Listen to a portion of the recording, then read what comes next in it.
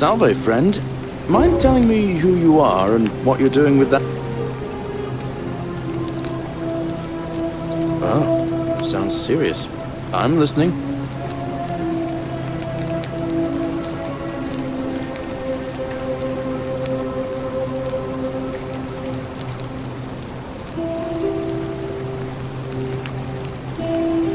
All right, let me see. Stop Fabia going in, but send the new arrival...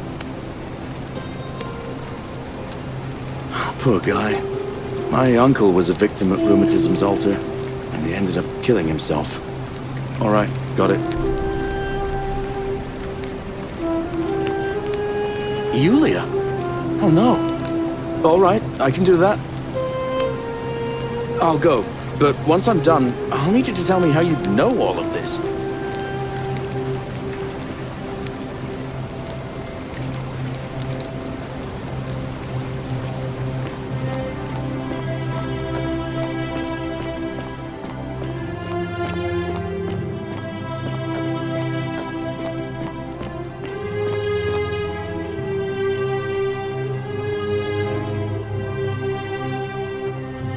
The 49 Belades fetch again with incessant labor.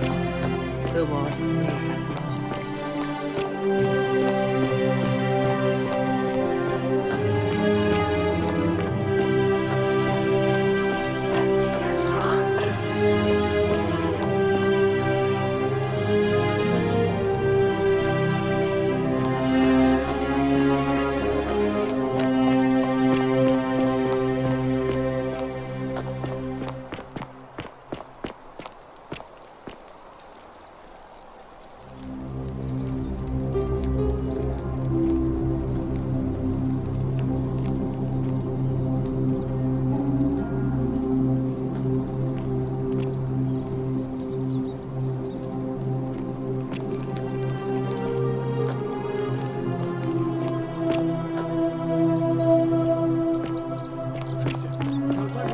How'd you do? Let's give you the Sylphium resin for Yulia. What? Quick, give it here. I'm just going to help her swallow this. I think she's going to be all right. Galerius, you're amazing. How did you know? I was just doing what the new guy told me. I don't understand. How did... Never mind. Thank you so much.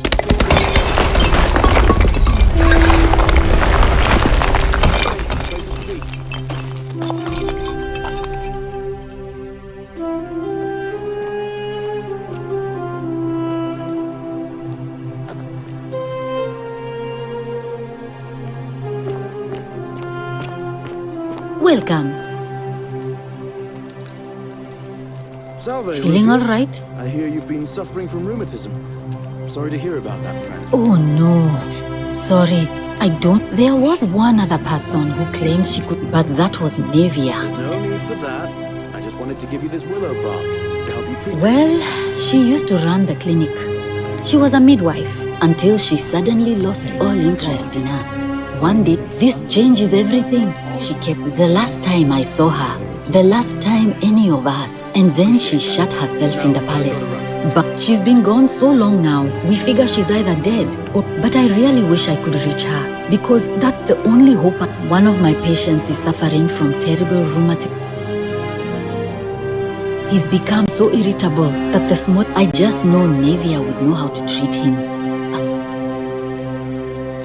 You did? That's unexpected. But tell me, what is it? Willowbark. I should have known. It was under my nose the whole time. That's very helpful. Thank you. If this works, it should set... I have some right here. Could you...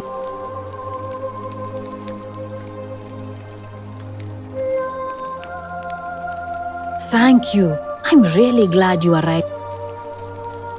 That's a shame.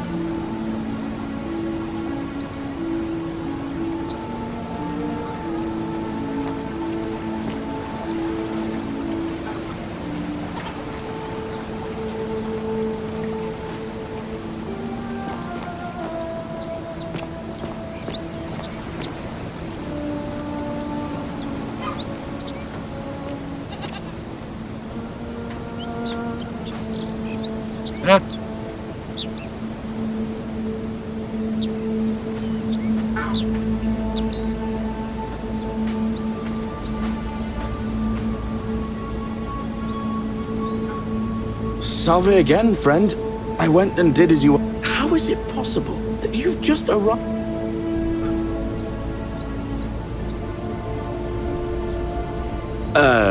You're a bit like... Sisyphus.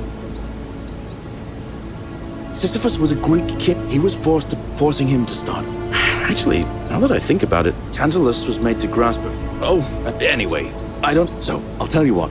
I'll keep... Anytime, friend. Now, I'm going to keep your secret. Oh, and if our conversation...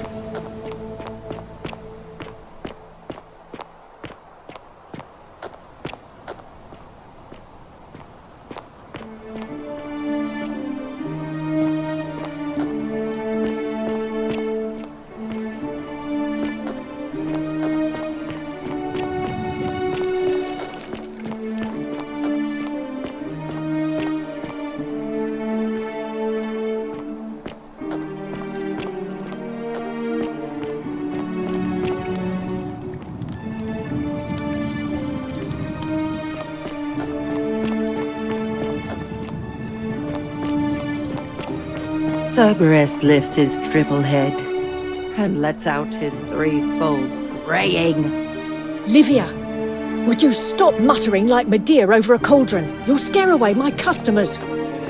They follow their trades, imitating their previous lives, but they are ignorant. This again. You're in a world of your own, aren't you? Ah, you're here. And, I hope you're not like... What was that? Some kind of joke? If it was, it wasn't funny. I take back what I said. Let's just forget that ever happened, so we can... Certainly, for 10 denarii. Have you met Livia? She used to do my hair, until one day... Now, she just...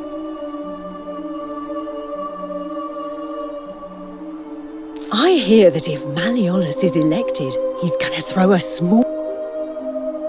There used to be a midwife here, Naevia, but this place drove her mad as a Maenad.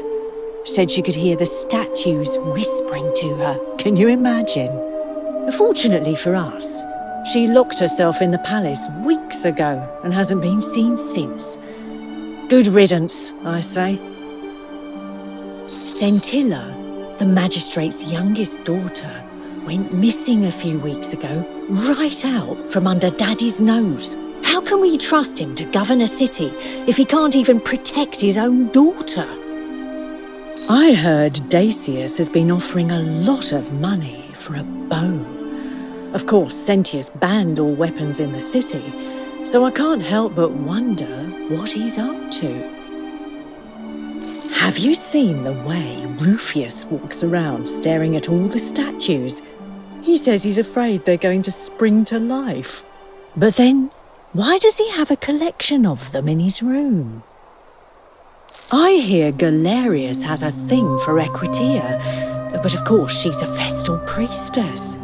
If she sleeps with him, the magistrate will have to bury her alive. Why do silly boys always want what they can't have? I hear there are blasphemous cultists walking among us. You know, the ones that lit the fires last year? Some even say they have a secret shrine around here somewhere. I've already told you everything I know, I'm afraid.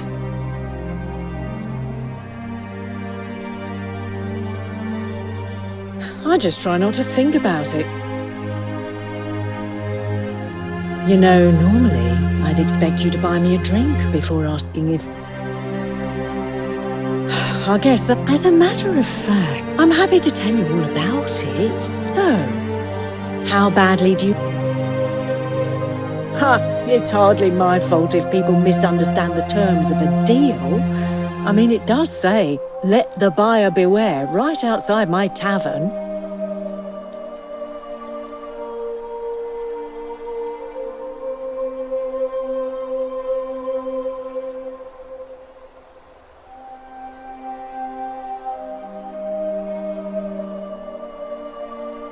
I just try not to think about it. All right.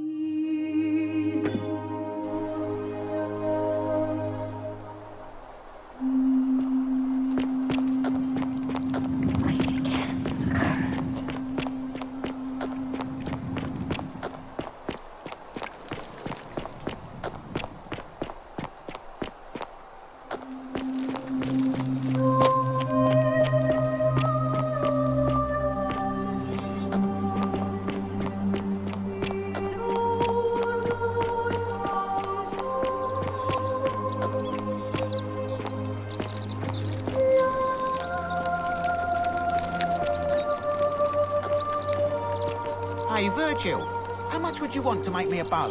For the last time, Dacius, I'm not making you a bow. But why? You know why. But how am I going to defend myself against someone else with a weapon? There are no other weapons in the city. We all went along with the magistrate's weapons ban, so it wouldn't be an issue.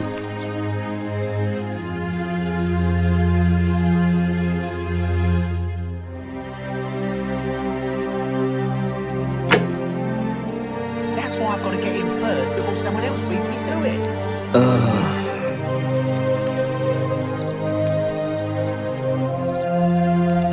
A new face. Salve, I hear we have you to thank for saving Julia's life. I'm glad. What demon or spirit told you about that? You went snooping in his place? That was risky. We're lucky you didn't cross any lines. Have you spoken to him about it? I would talk to him myself, but I think that... Well, Malleolus is talking about... My vote isn't for sale. Nice to talk to you.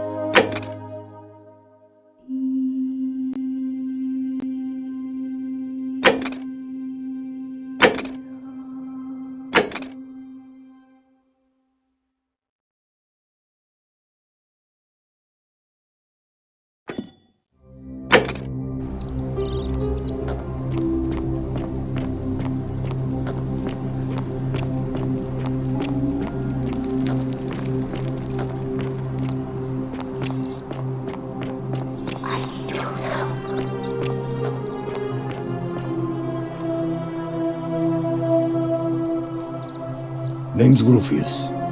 Better watch yourself. No idea what you're talking about?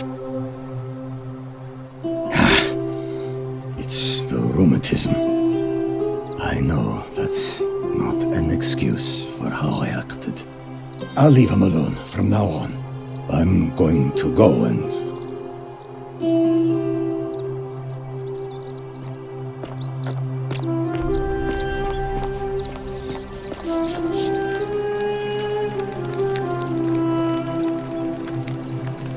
Welcome back. What demon? You went snoop? Have you Really? How did you manage that?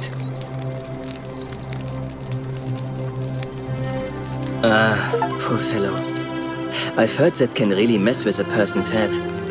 Well done for figuring that out. Really? That's promising. I'll keep an eye out for him.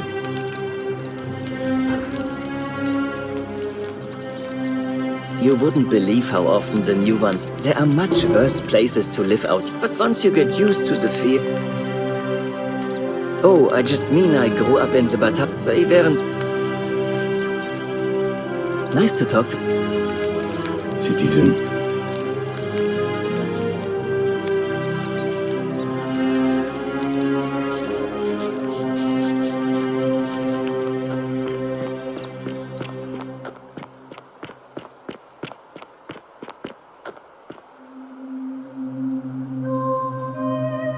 A new face. Ave, and may Vesta watch... I don't, I'm afraid. It seems to me we're exiled here until the gods judge us, one way or another. I'm quite sure it's the work of the gods, which is strange because they've never been particularly concerned with our misdeeds, as long as we've kept the peace of the gods. We asked for blessings, for good health, bountiful harvest, military victory, and in return, we offer praise, wine, incense, or animals. But here, it seems they require much more of us. I find myself reminded of an especially pertinent tale from our great poet Ovid in his epic Metamorphoses. Would you like to hear it? It is rather long.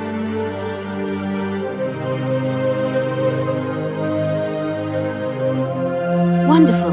It goes like this. Baucis and Philemon were an old married couple living a humble life in a small town. One night, the town gets a visit from a couple of vagrants. They go from door to door, asking for a place to stay the night. Of course, being vagrants, they're turned away sharply from house after house, 1,000 in all, until finally they come to the little cottage where Baucis and Philemon lived. Now, the kind old couple had very little to offer, but nevertheless, they invite these strangers into their house and offer them food, wine, and a place to stay.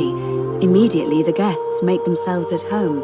They begin gulping down the old couple's wine, so much so that Baucis, the old lady, begins to worry they're going to run out.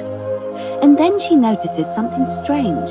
Her wine pitcher keeps refilling itself, as if by magic. Realizing only a select few possess such powers, says to her husband, Philemon, "I think these men are gods in disguise."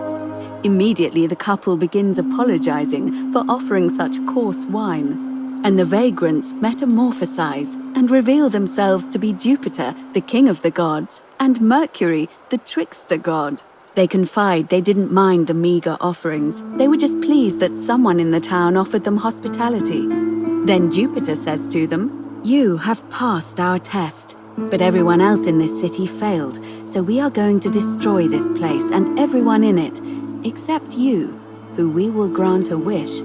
So old Baucis and Philemon escape up into the mountains safely, and they receive their wish, which is for eternity together. Meanwhile, Jupiter carries through with his threat and wipes that city off the map. Some say the moral of that story is that we must all honor the sacred rituals of guest friendship, the reciprocal obligations owed between hosts and guests.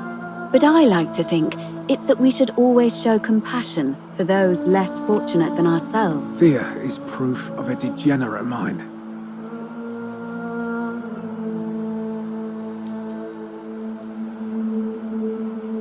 I'm pleased to hear it.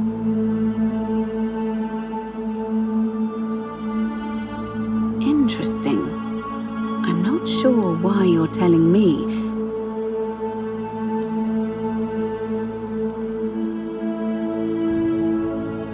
Yes, I suppose. What else? That's true. What else? Yes, it's as I feared. I think I understand. Let me ask you this. And did you have... I see. because I've seen her before. But don't follow too closely. We can't have people thinking we're bathing together.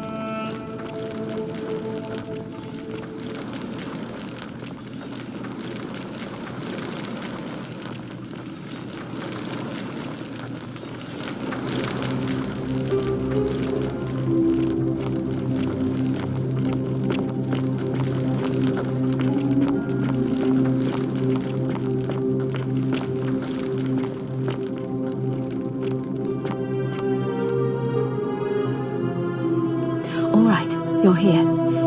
You were asking how I knew the young woman you met by the river was wearing a hood. Here, look down at the bottom of the baths. It's a little hard to make out in this light. If only we could see. Oh, what a marvelous lamp. But do you see it? Somebody waking up by a river in a forest to find a hooded figure with a coin. It's just as you described it, only your pronunciation is a little off. The name you heard wasn't Charon. It was C-H-A-R-O-N, as in Charon, the ferryman of the dead. Charon, who, in exchange for the right coin, helps the souls of the newly deceased cross the Styx, the river that separates the land of the living from the land of the dead. When I dragged you out of the river, I thought you were never gonna wake up. I checked your pockets for ID, but all I found was some loose change. Feels like I've spent my whole life in a dead-end job with an endless commute. Sorry if I sounded cagey, it's just that I don't always get the best reactions when I introduce myself. My name's Karen. There are a bunch of old stories about the gods punishing people by making them do the same futile task over and over. But, on the bright side, at least you're not stuck in the underworld like they all were. I'm so sorry, my friend. I'm so sorry. I take it you know what this means. I'm afraid so. It's all starting to make sense. All these people whose last memory was running from the fires toward the river. It seems none of them escaped with their lives after all. Perhaps we should be grateful they don't remember their final moments. It also tells us that the Golden Rule is the work of Pluto, the god of the underworld, and why his epithet has always been Father of Riches. I know it's a lot to take in, and you look as if you have questions, so I'll try to answer them if I can. That was my first thought too. In the old stories, the underworld was where the souls of the deceased were taken. But it was also possible for the living to reach it without dying, if they were particularly fearless. So I'm afraid I don't know.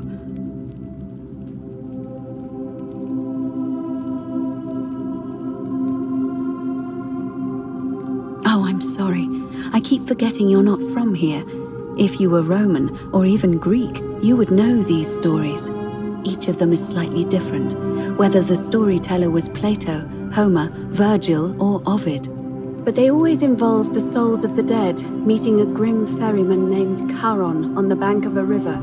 It was said that he'd help the new arrival cross, only if they could pay him with a coin, an obol. That's why it was once our custom to bury our loved ones with a coin in their mouths. Charon's obol, we called it. Of course, an obol was a kind of Greek coin, because we inherited this knowledge from the Greeks.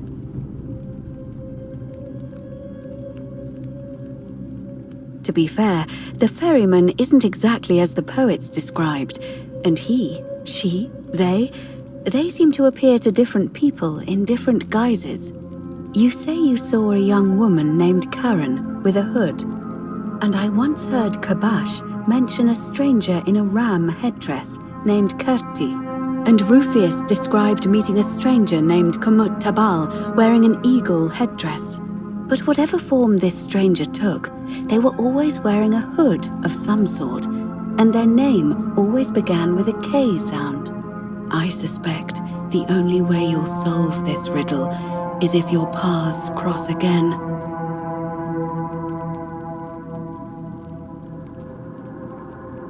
Good question. Let's see.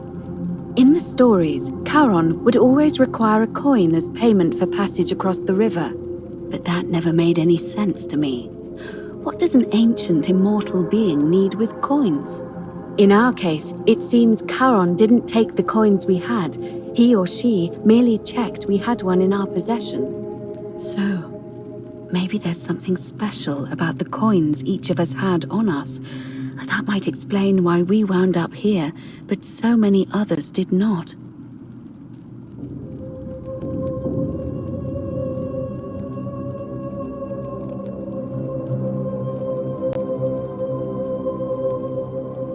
No. I mean, I had my suspicions, especially after Livia's ramblings, but I would never have figured it out without your help, I promise you.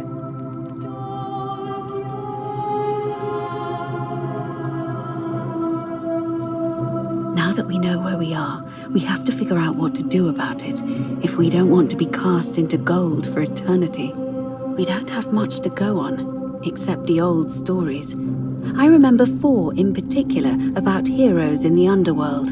Hercules, the demigod and son of Jupiter, Orpheus, a Thracian poet, Sisyphus, a king of Ephyra, and Aeneas, a Trojan hero.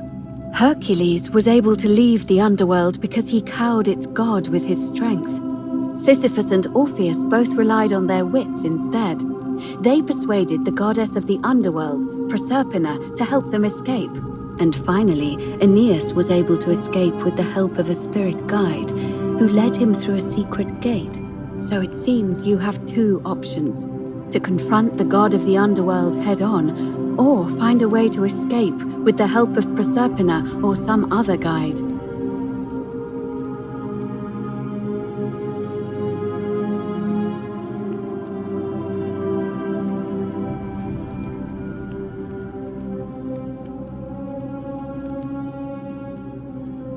It's a reasonable question, but the problem is, this place is fairly well designed to keep us here. There's no way to climb up the shaft. And even if you could build a ladder big enough, just trying it would break the golden rule. We know that, thanks to the writings left behind by those who've tried. All Romans try to avoid saying it, and the reason is quite simple. He might hear us. You may refer to him as Pluto, if you wish, but you'll only be calling attention to yourself. Do so at your own peril.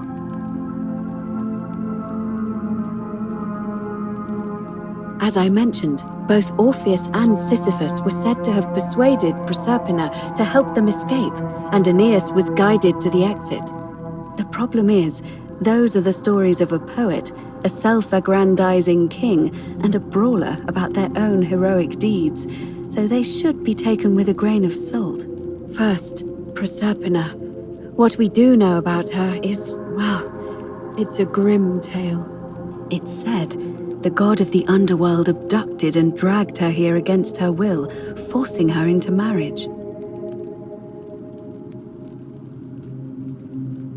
It is. The gods are a mirror image of mankind, as far as cruelty is concerned, I'm afraid. If the stories are true, I imagine she's as desperate to escape as we are. If she really did help Orpheus and Sisyphus, perhaps she'll help us too. The problem is, how do we communicate with her without being noticed by her captor?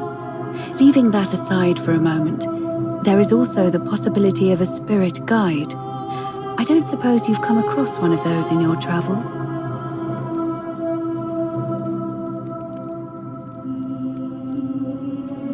Truly? And you're only bringing this up now? Then again, I suppose you were worried I'd think you were as mad as Naevia. Can you tell me more? Is it the same voice? What kinds of thing does it say? Fascinating. Perhaps she's a benevolent spirit. Or perhaps... Perhaps you're hearing the voice of Proserpina herself. If she has indeed been abducted, it would make sense for her to speak in cryptic whispers to avoid detection. Tell me, has she told you anything that might lead you to the way out?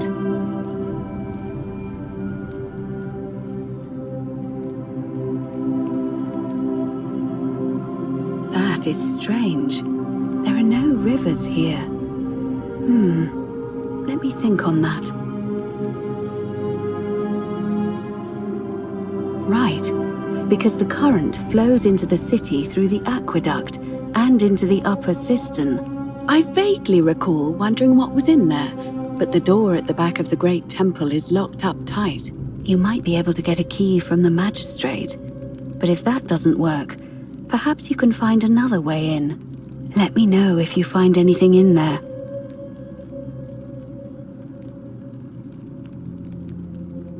Shh! Is everyone so blunt where you're from? Oh! That option would be the boldest, but also the only way to learn the truth about the Golden Rule, and maybe even put an end to it. As I said, Hercules managed to overpower the god of the underworld, but he was a demigod. Forgive my candor, but you are no Hercules.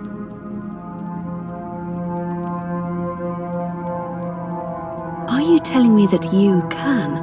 I won't pretend to understand exactly what that means, but if that's true, then perhaps you stand a chance. So, if you want to confront him, I'll help you as much as I can. Who knows? Perhaps your name will be uttered in the same sentence as Hercules one day.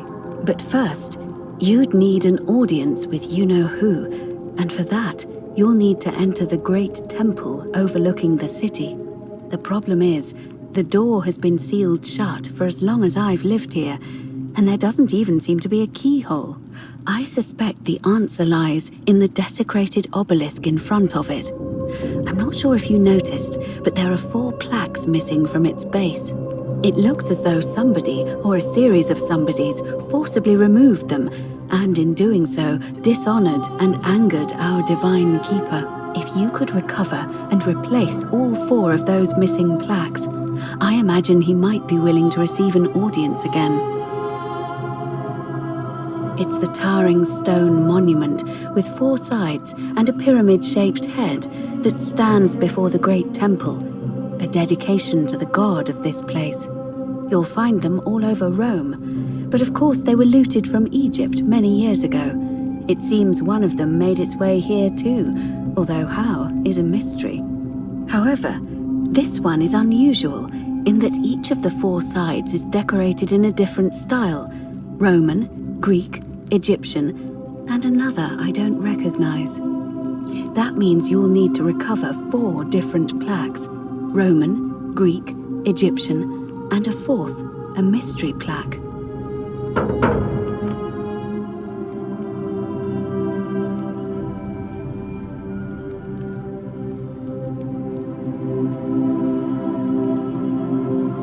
Good question. To answer that, we first need to ask who would have defaced the obelisk in the first place.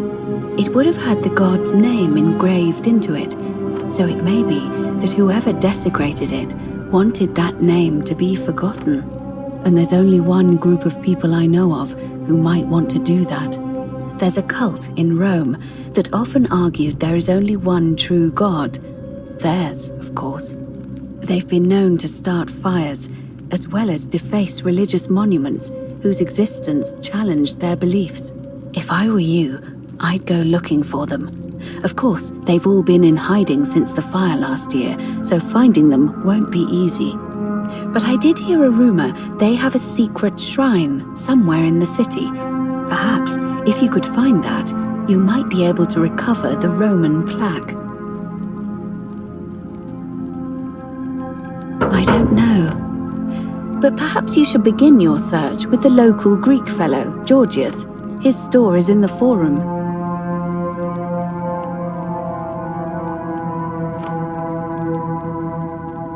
Perhaps Kabash, our Egyptian resident, will be able to tell us. Unfortunately, he disappeared weeks ago. But I did hear Aurelia is peddling rumors about him at the tavern, so perhaps you could talk to her, or just take a look in his room.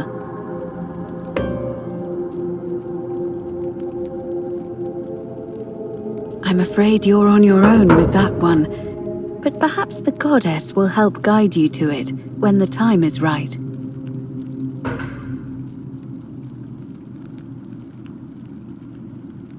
All right. I would suggest not discussing this with anyone. The best we can do for them is to let them remain oblivious for as long as possible. As for Livia, it seems she's been shouldering the weight of this terrible secret all this time. Perhaps it would comfort her to know she's not alone. In any case, time is of the essence, so you'd best begin. May Fortuna guide you. Although you may not need her with Proserpina on your side.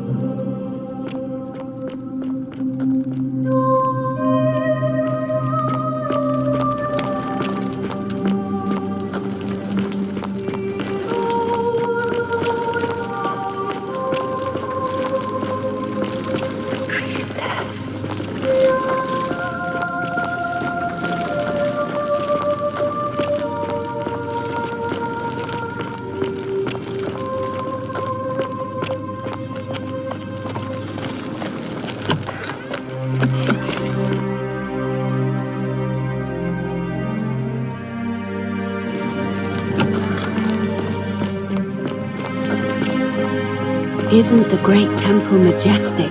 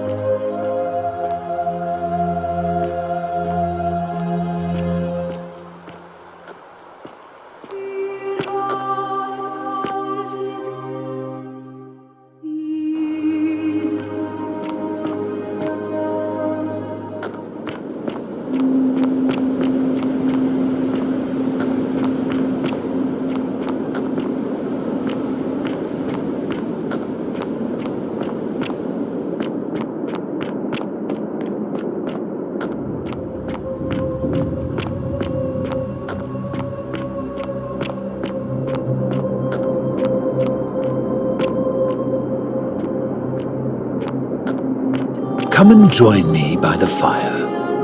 Welcome, welcome. It's a sincere... Tell me. Ah, Kabash. I know this man. He came through here some weeks ago. I will tell you everything I know, but first, a request. I have been living down here alone for many years, with nobody to talk to but myself. The one thing I long for above all else before I die is a good philosophical argument with somebody astute. I'm hoping that person is you. Let us find out with this simple question. Have you deduced the name of the god responsible for the Golden Rule? Excellent. I see you are indeed quite astute.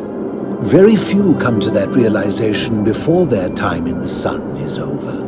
Now, will you join me in a friendly Socratic dialogue?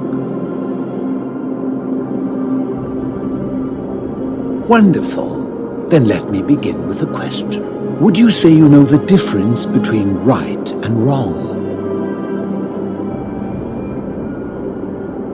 You are an overthinker too.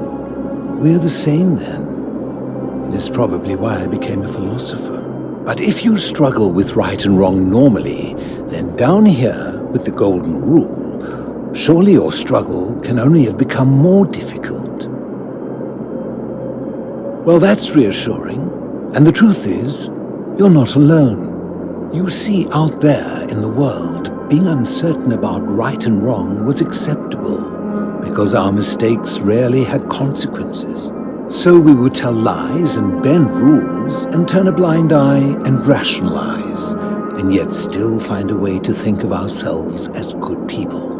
But under the golden rule, morality matters. The slightest wrongdoing could result in a mass execution.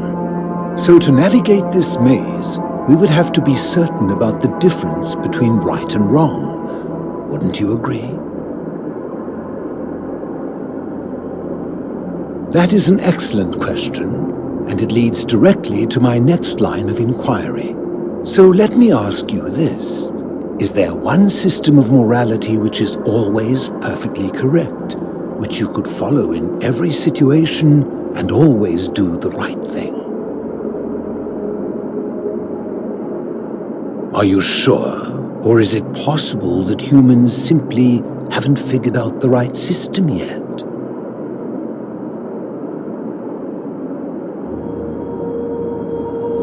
So is it up to each of us to decide what right and wrong mean to us individually? Or must we simply follow the laws and customs of whichever community we're in?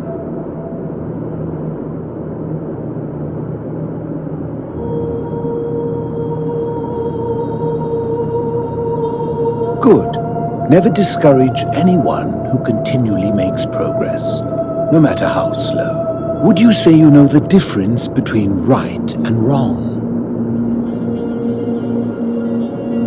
You are an overthinker too. We're the same. But if you struggle with right and wrong normally, well, that's reassuring. You see, out there in the world, so we would tell lies, but under the golden rule. So to navigate this maze, we would have to be certain about the difference between right and wrong. Wouldn't you agree? So let me ask you this. Is there one system of morality which is always perfectly correct, which you could follow in every situation and always do the right thing?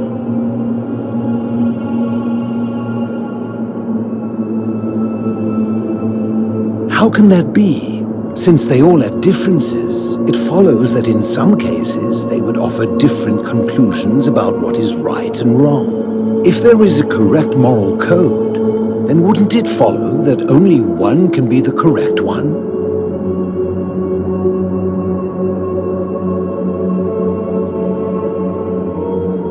Are you sure? Or is it possible that humans simply haven't figured out the right system yet? After hundreds of years and as many great thinkers dedicating their lives to these questions, what hope do we have if our best and brightest haven't been able to answer them? My point is this. I don't think anyone alive truly knows any hard and fast rules about right and wrong.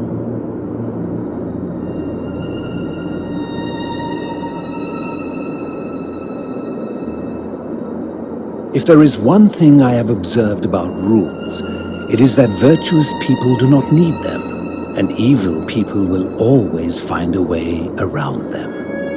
And so we must accept our limitations, and the sad truth that no human society will ever achieve the utopia for which it strives. In mathematics, we would call it an asymptote, a line that can be approached but never reached.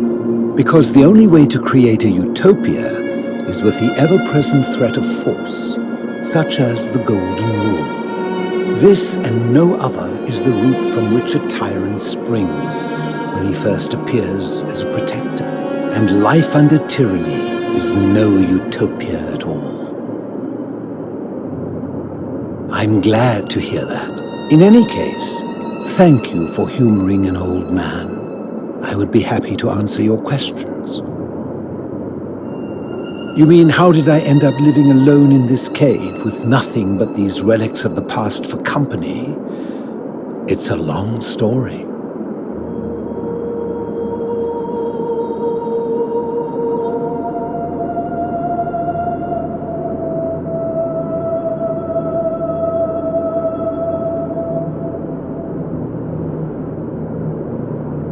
I was a quarrelsome young man. At 19, I left Corinth for Rome to study rhetoric at one of her finest academies, so I could argue more forcefully. Back then, I used to enjoy verbally sparring with everyone I could, and I was good. One night, I found myself in a tavern in an argument with a drunk mercenary. It became heated. He drew a gladius, and I won the argument, but lost my life. I woke up on the banks of the Styx at a campfire opposite Karen. Of course, I tried to persuade her to let me return, but even with all my skill, I failed. I settled in, made friends, and learned what I could, quickly realizing our little community faced certain death under the Golden Rule. So I began looking for a place to hide underground. Fortunately, I found this place waiting for me. You see, I was not the first to take refuge here. I returned to my friends above, persuaded them to join me, and 12 of us descended for the last time to live out our days hidden from Hades' tyranny. They are one and the same. The Romans call him Pluto, but long before that, my people called him Hades.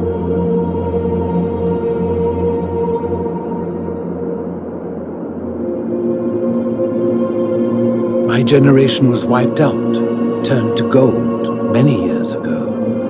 My friends and I were able to avoid the same fate by hiding down here. I think it's safest to assume that if I was to return, Hades would realize that his furies hadn't finished the job, and he'd send them after me again. I fear that if you were to utter my name in the city, even by mistake, that Hades would hear you and know I am still alive. I'm afraid I am the only one left. There were 12 of us in the beginning, but one by one, my friends passed away. Some from malnutrition, others from madness and despair. It has been lonely. Before my unexpected visit from Kabash some weeks ago, I'd not seen another person in many, many years. Living in darkness is not without its challenges. The first challenge is diet. Fortunately, I found that eating fresh fish provides most of the nutrients I need. And sometimes, when there are Greek people living up above, I surface at night and salvage the offerings they've left in the temple of Demeter. The greater challenge is the isolation, so I like to imagine arguments, where I argue both sides. But, like so many things in life, arguments are better with a partner. As you wish. If I did, would I be living like this? Did we not discuss it at length already? Oh, I see. You're toying with me. You seek the plaque bearing the Egyptian inscription. It is a cursed object, and I would be happy to give it to you, if Kabash had not already taken it. I will tell you, but you may find him hostile. To prepare for your encounter, there are certain things you must know. Very few know this, but before the Romans came to this city, it was once entirely Greek. The architecture, the temples, and the people. When the Romans came, in typical fashion, they claimed it as their own, built over everything that could be built over, and renamed the things that could not. Thus, the shrine of Persephone became the shrine of Proserpina, And when they found an obelisk bearing the name Hades, they tore it off and replaced it with Pluto instead. And the city's dwindling Greek residents, witnessing this compulsive Roman conquest, decided to preserve what they could of their heritage. They gathered their art and valuables, secreted them away through the Temple of Demeter, and hid them here, out of reach of the Romans.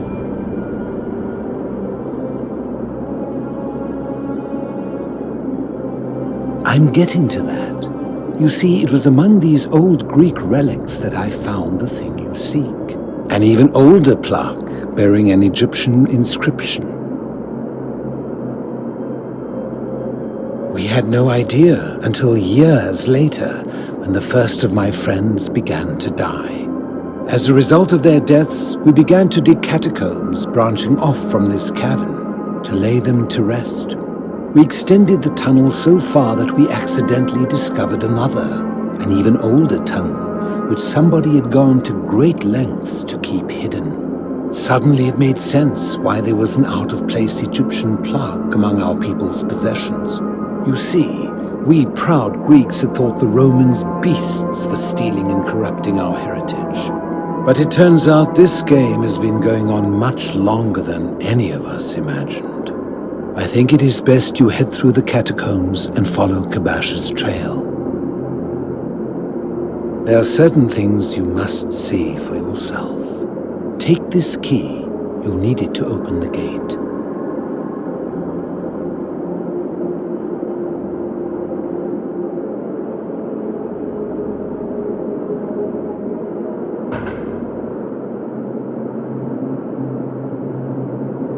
I enjoyed our chat, but please, keep my presence here a secret, yes?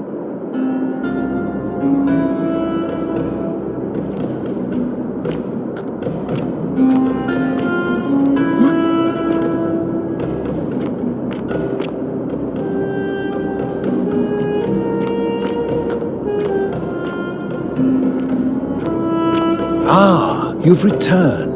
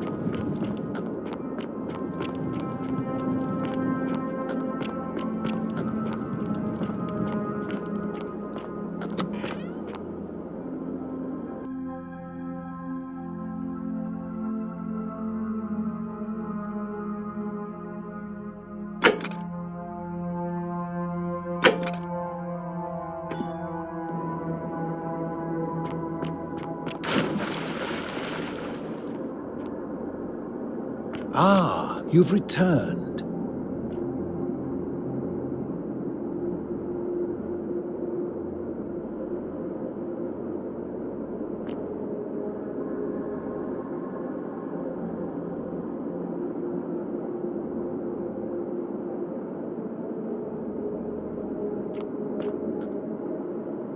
Ah, you've returned.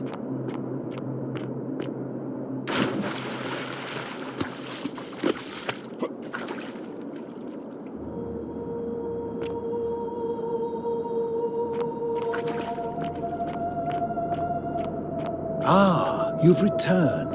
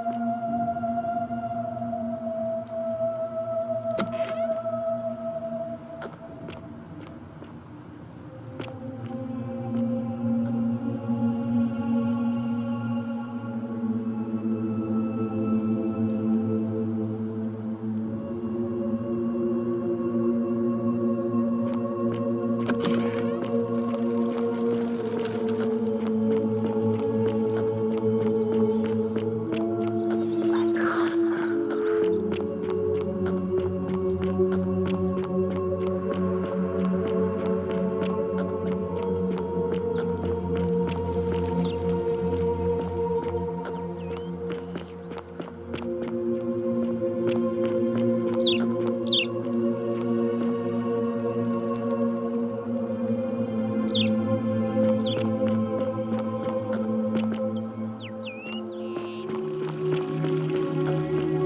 they?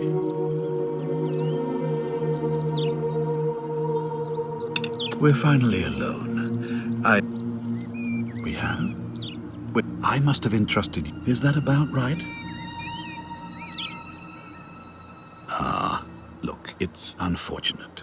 But now, I assume you've sought me out again. I think it's best if I hang on to it. You mean to ask, why am I unwilling to trust a newly arrived non-citizen with access to our water supply, the lifeblood of this city? I'm sorry, but that is simply out of the question. Yes, our water supply. From you. I wasn't born yesterday. Poisoning a city's water supply is the oldest trick in the Codex. Quite literally. Aeneas the Tactician wrote a siegecraft manual for military commanders some 300 years ago, recommending the poisoning or pollution of cisterns.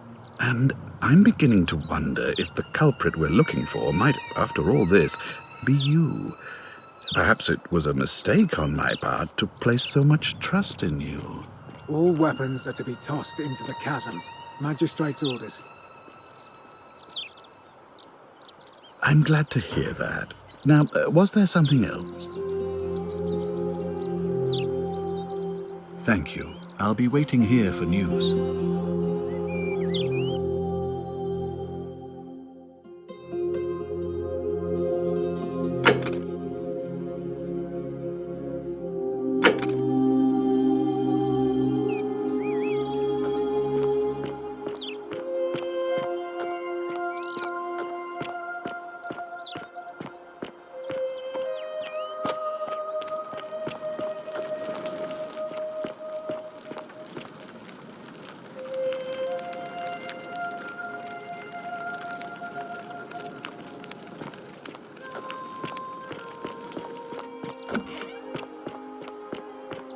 I hope you have a good reason for flouting my weapons ban.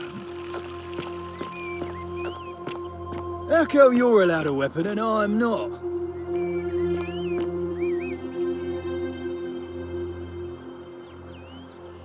Malleolus isn't receiving visitors at the moment. He's not here. Dunno. The little Caput murder escaped earlier this morning, while I was taking Yulia to the clinic. He can't have gone far, but if you find him, tell him the punishment he gets for coming back on his own won't be as bad as if I have to go looking for him. Whatever. Just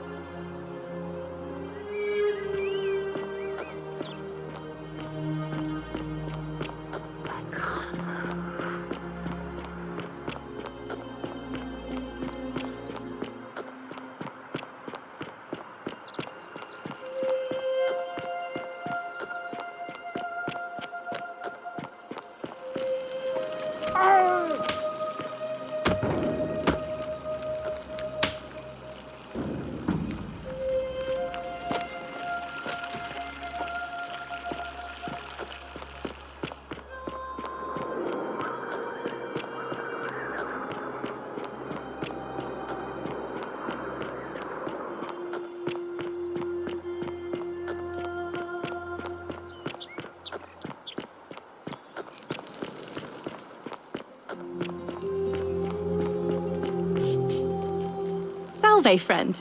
Welcome to life under the Golden Rule. That's good, in a sense. If you're not on edge, you've not been paying attention. But on the bright side, once you've been here a few months, it's slightly less terrifying anyway. We've all been where you are now. I remember when I first arrived. I used to lay awake at night contemplating the big questions. Why am I here? Is there a way out? What is the Golden Rule, and who or what is responsible for it? I still don't have any of the answers, I'm afraid. I don't think anybody does.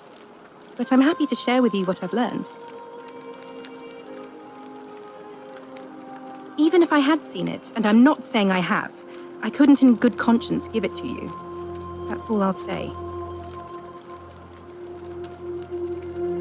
What you're doing is disgusting, and it's not going to work. Shame on you. All right, well, it was lovely to meet you. I look forward... I can't believe this is how it ends. Oh, no. No. No, no, no, no, no.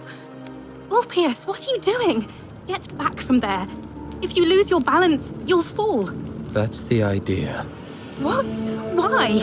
Why would you want that? Why do you think? I know, please. I'm sorry, but... Please, help him. Thank you. You know about that? Well, you don't understand. It's too late for that. If I backed out now, I'd be Oh, really? But we're still in debt bondage to that monster.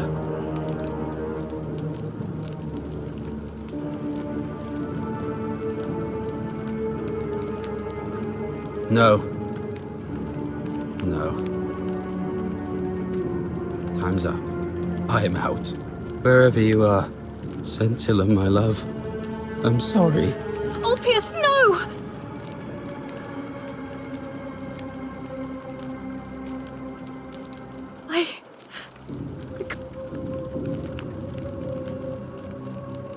I'll have to let everyone know what happened, and I'd best pray.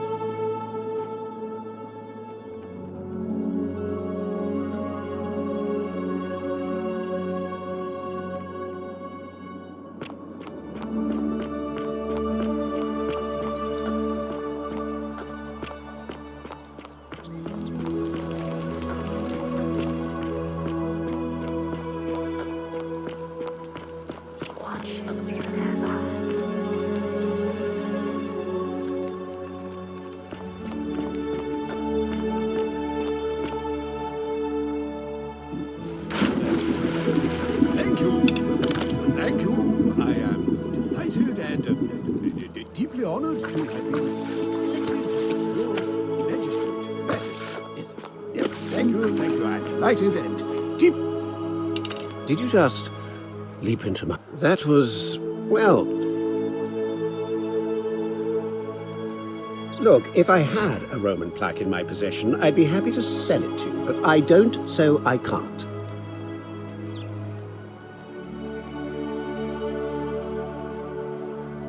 My name is Marcus...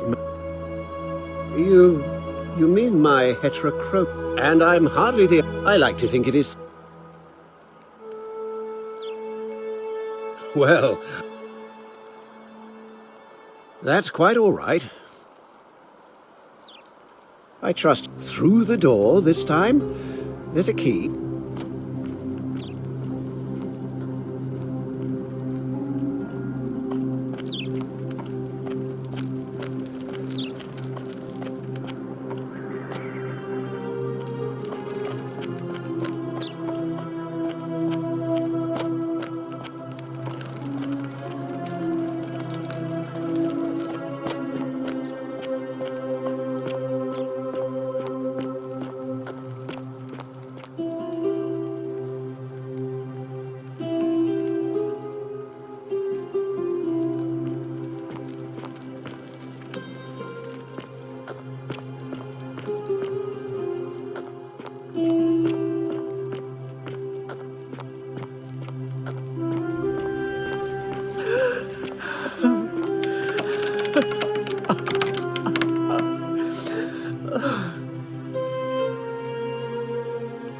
You're not supposed to be...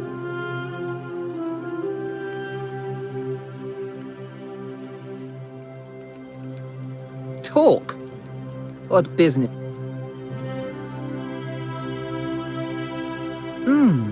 An intriguing proposition. Go on. Perhaps you're not as silly as those clothes make you look. What makes you say that? You know, I may have the very thing you're looking for. Some time ago, when he still cared for me, he wrote me a love letter. Only, he used the wrong name. Now, addressing one's wife by the wrong name is not unheard of among philandering Romans. But in this case, the name he got wrong was his own. I confronted him about it, and he stammered through some incoherent response. I let it go, eventually, and yet questions have lingered in the back of my mind ever since. But wait a minute. Why exactly are you helping me? To withdraw? Listen, I may not be Penelope to his Ulysses, but to ruin his plans to become a magistrate? You must think me quite mad. I've heard enough. Get out of here at once. Domitius, come quickly. We're being robbed. Do I need to call Domitius? Get out. Do I need to call Domitius? Get out.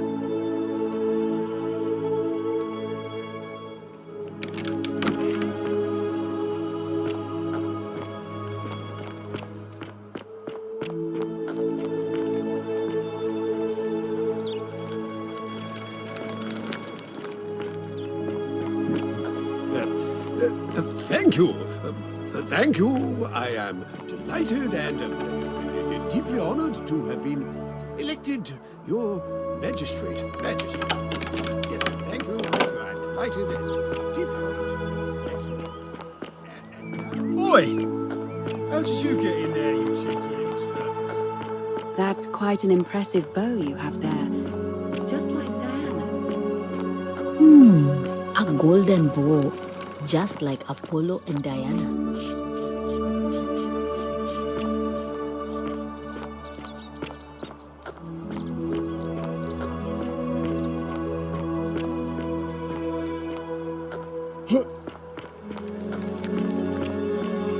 Hello? Hello? My friend Hannibal used to... He gave me this. All I remember... Now nobody look. Hannibal... Galerius already tried that. Like... If you help make him magic... Hannibal's... Bye-bye.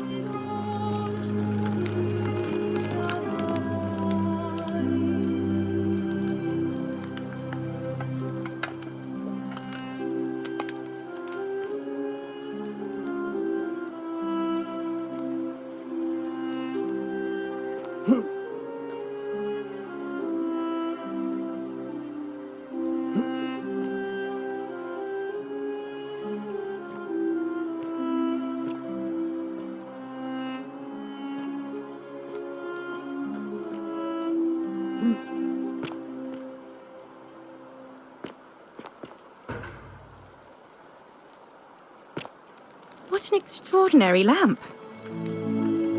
What are you doing here? Please leave.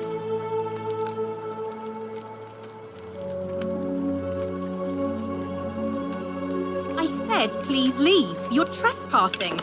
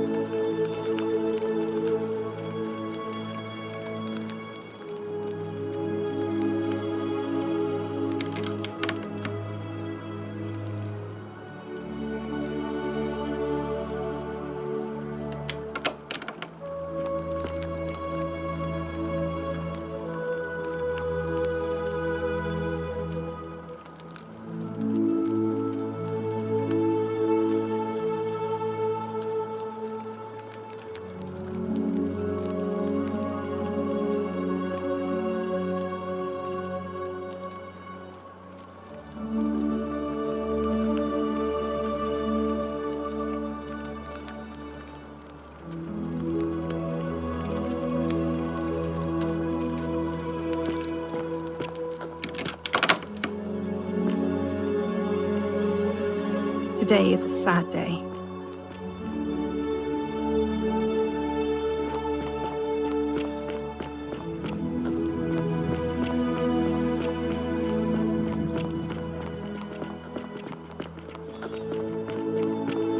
I hope you're taking care of yourself.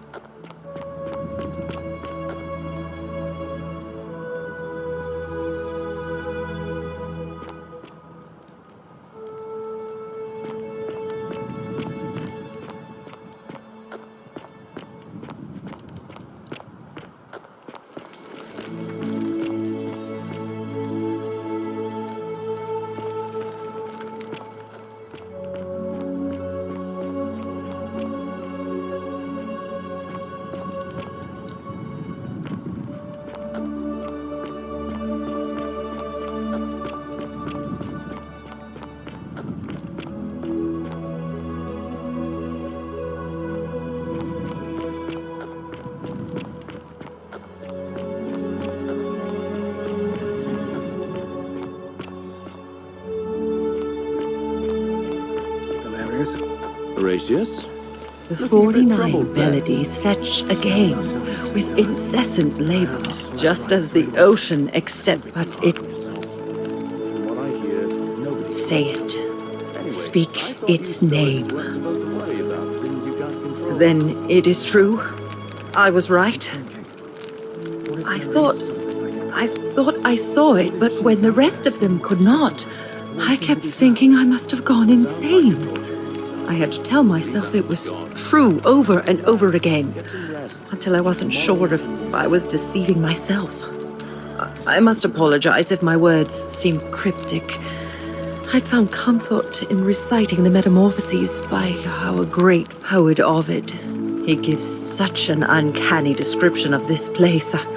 I cannot help but wonder if he himself came here. Would you like to hear it? I will do my best to remember the relevant verse. There is a downward path, gloomy with fatal yew trees. It leads through dumb silence to the infernal regions. The sluggish Styx exhales vapor, and by that way, the shadows of the newly dead descend, entombed with full rites, and the ghosts of those, at last, given proper burial. The wide, thorny waste is cold and pallid, and the newly arrived shades are ignorant of the road that leads to the Stygian city, where Black Dis has his cruel palace. As the ocean accepts the rivers of all the world, so this place accepts all the souls, and is never too small for any populace, nor notices the crowds that come. There the bloodless shadows wander without flesh or bone. Some crowd the forum, some the house of the ruler of the depths. Others follow their trades, imitating their previous lives. And still others incur punishment. I hope I have done it justice, and now we share a secret. It's as if you've lifted a great burden from my shoulders. Thank you, friend. I think I should rest.